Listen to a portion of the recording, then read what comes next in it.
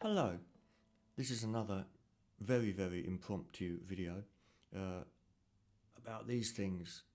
Yeah, not fingers, slides. As you can see, mine is made of glass. And referring to what we were talking about last night, I couldn't remember what finger I put it on, could I? But now I put it on, it's obvious that I use it on my fourth. Third is an option, but personally I like it on my fourth. I do like to have these fingers available just in case, have to play normally without a slide, in other words. But yeah, I put it on my fourth finger, but you've got the option. I know a lot of people use their third, but there you go. And these things are pretty cheap. I love these, they're indestructible, like Perspex. Sorry, not Perspex, like hardened glass or whatever. But yeah, there's all sorts of options that are not particularly expensive. So, the basic thing is a slide can only play notes that are on the same fret, can't it? So, most dedicated slide players, people that play slide all the time, will normally use open tunings, because an open tuning, the open tuning means an open chord tuning. So it will be tuned to a G major chord or a D major chord, etc., etc. Open G, open D. And that gives you the option to play all of the six strings, and you're in one chord. So if I do this, that would be a major chord in open tuning. It isn't, because I'm in normal tuning. So, cut a long story short, if you don't want to change your tuning, which I can understand, and that means you're using normal tuning, the only major chord option we've got is the D, G and B strings. So D, G and B, that is a major chord, isn't it? Open, that's a G major chord. That's the only choice we've got when it comes to slide, because any of the other strings are not in the chord. So if that's open G, obviously this, that's a C. So I'm just playing 5th fret, D, G and B. Everything I'm going to play at the moment is only D, G and B strings. So if we put the slide on the 5th fret, we've got a C major chord. The root note is on the G string, as it is, of course, with open G. Up here, that's a C. Obviously, if I go a tone up, that's a D chord, D major. Tone up, E major. So we've got all 12 major chords, but only on the D, G and B strings. So if I was playing slide in a band and I wasn't using normal tuning, I would spend a lot of time playing on the D, G and B strings when it comes to chords. So, for instance, a G chord, G chord's open, we can't use a slide because it's already open, but we can go an octave higher. So that's a G chord up at the 12th fret. The 12th fret, because of course that's where everything repeats. So 12th fret, that's a G chord. So if I was doing the typical sort of rock thing, a 1 to flat 7, like a G chord to F chord, I just move the slide down one tone. So G chord, down to the F, that's an F chord, back to the G. And if you slide with the slide, if you slide your hand very gently left and right, you get that vibrato sound. Because obviously we're not pressing the strings down to the frets. So any movement of the slide changes the pitch. So it's more difficult to get the pitch right, because you've got to be in exactly the right place. But also it means we've got the option to vibrato a chord, which we can't normally do, can we? Or we can really slide slowly into it. That sort of blues rock thing. So that's the G chord. It should be obvious that if that's a G chord, then that's an F chord. Tone down will be an E flat.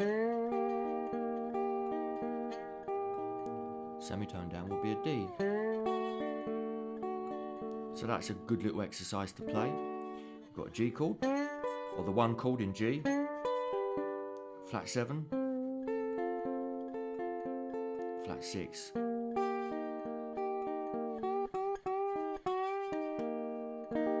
5. We could go straight from the G to the D, straight from the 1 to the 5.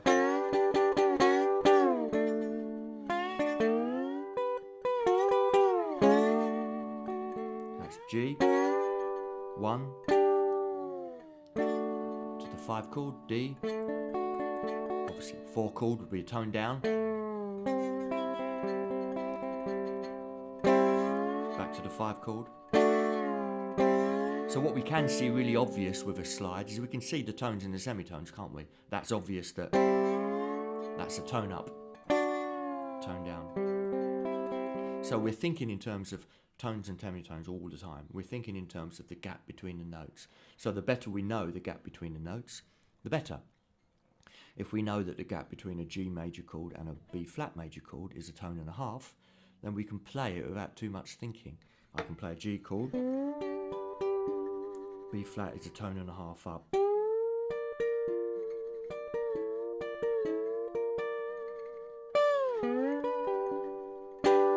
So there we go, we've got our 12 chords, haven't we? All on the D, G and B strings. Alright.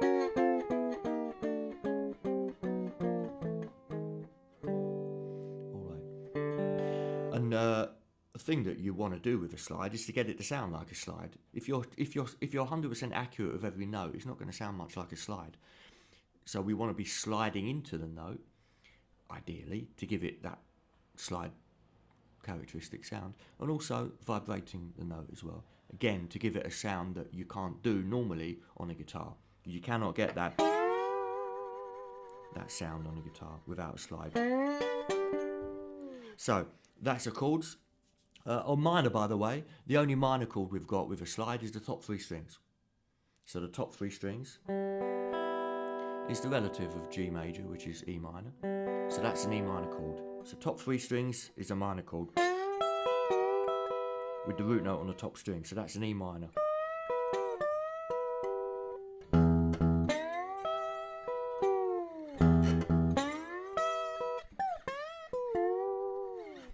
So if that's an E minor, then obviously that's a D minor, that's a C minor. We've got the same thing there. As normal. Top 3 strings. Minor chord, root note on the top string. D, G and B strings. Major chord, root note on the G strings. So that is the relative minor of that. G, major, E, minor. So it'd be really easy playing a chord sequence G major to E minor, wouldn't it? We've got G major, E minor. Now, the thing I'm doing that I'm not really thinking much about is my right hand. My picking hand. Because a lot of slide involves, doesn't have to, but a lot of it involves muting strings that you're not playing. So this gets us onto more single note playing. If I play just, say, that's just a B string in an E chord. There's an E chord and I'm just playing the B string. So that's note 3, isn't it? G, A, B. Or actual pitch, E, F, G sharp. That's note 3. So what I'm doing there, you don't have to do this, but what I tend to do is an up rest stroke. So I'm resting on the upper string. I'm muting all the strings with my thumb and hand, just general bits of my hand. And that means strings aren't ringing on that you don't want to ring on, which might not be a problem. I don't have to do that. Look. But if you're very loud or you've got distortion or whatever, that's going to start, you're starting to get a lot of noise there that you don't necessarily want. So think about plucking the string you want and touching the strings that you don't want. within reason. You don't have to go crazy on this, but if you rest your hands on the strings, it will stop them ringing, apart from the one you want, of course. So there, I'm playing the G string from our major chord. That's the root. In this case, it's an E chord, and I'm playing the root, which is an E. So, on the G string, we've got note 1. On the D string, we've got note 5. So we've got a 1, 5. Obviously, the B string must be the 3 because it's a major chord. There's our 3. 1, 5, 3. So if we've got a little melody without 1, 3 or 5, we can play that without moving our slide, but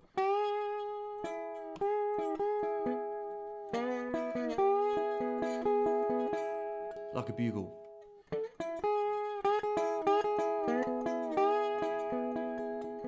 But that's a bit limiting, isn't it? If we can only play notes 1, 3 or 5, we're not going to be able to play many melodies, because there aren't many melodies with only notes 1, 3 and 5. As a matter of fact, there's virtually none.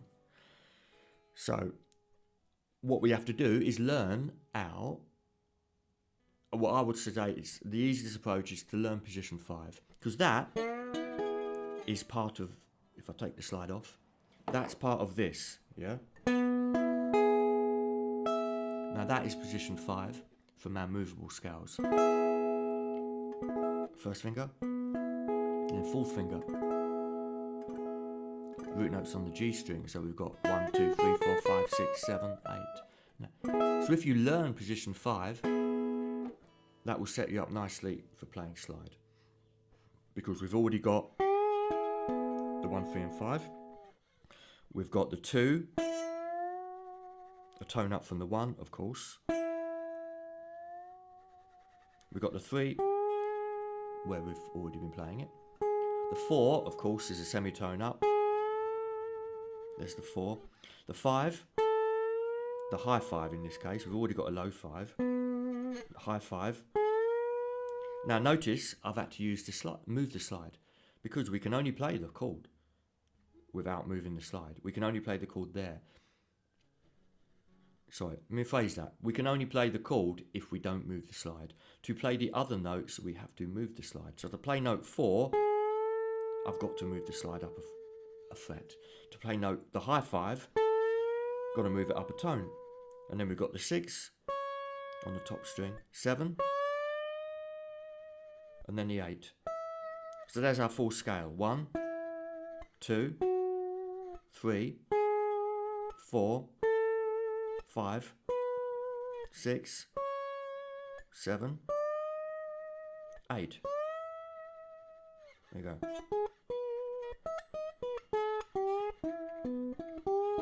You can see I haven't picked up the slide in about 5 years.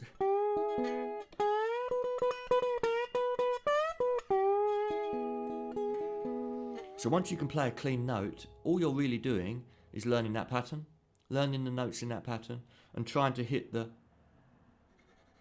play the note with your slide directly over the fret.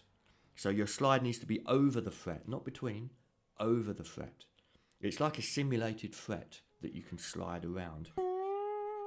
So I would suggest the first thing to do is pick a really simple melody, like say, London's Burning maybe. So this is 5, 5, 8, 8. So we've got.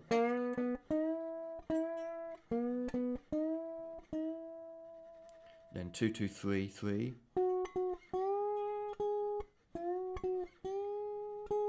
5, 5. 5, 4, 3, 3.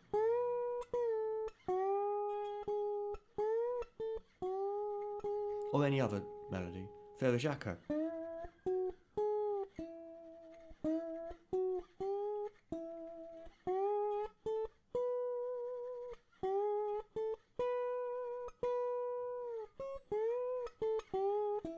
Now 5, 6, 5, I'm on the B string. I can change strings, but it's easier for me to slide up that string. 5, rather than go. But it depends, that's subjective, isn't it? Of course, above every 5 on the guitar, we've got a 6, a tone up. So we can always go. up the same string.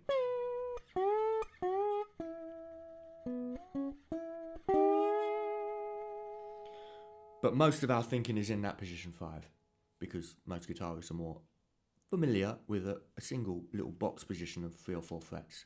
They can move above it and below it, of course, but it's slightly easier to think in terms of that little pattern. And if we go too far that way or that way, we can lose what the pattern we're in. So there we go. 8, 7, 6, 5, 4, 3, 2, 1. And it's very easy to modify a note that we're on, say like a flat 3, because we don't have to change fingers. We're not using our fingers. All we have to do is slide down. So if I want to go, say 3 flat 3, 3,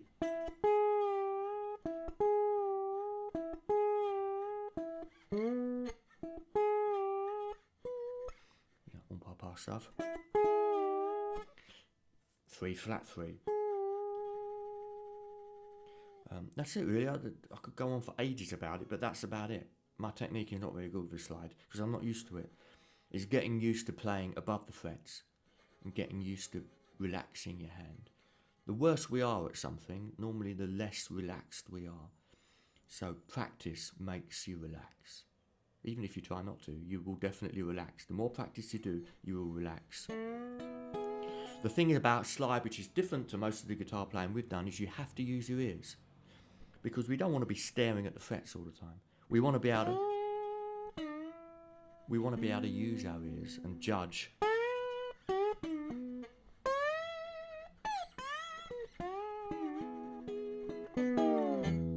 We want to be able to judge the note orally. Give us a little bit more freedom, especially if we're looking at music. And because we can't tell by how it feels what fret we're on. Of course, I can't tell what note we're on by doing that. So we have to use our ears, and a combination of using the ears and looking. A lot of slide players will be looking at their guitar because they need to see those fret markers. Give them an idea. If I'm going right up to, I'm going from low E up to high E, I'm looking at that. I can do it without looking, but that involves, I've got to be able to hear it really clearly. You might not be able to hear it really clearly if there's loads of other people making a bloody racket. So we need to look at those frets.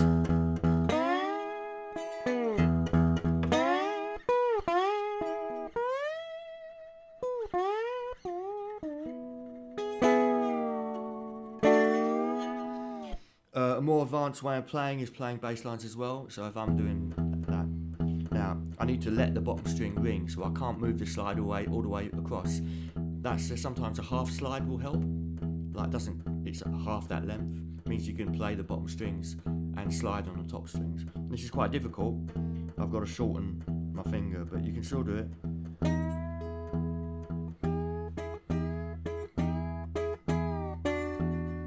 So I've got a low note.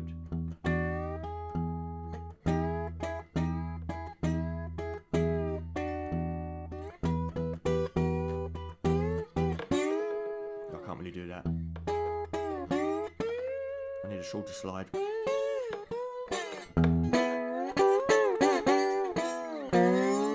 And just to finish on the Looney Tunes thing, the Looney Tunes thing is like this. Start right away down from the nut. There you go. Let's try it again. There you go. And Bugs Bunny can't be wrong, can he? Or she.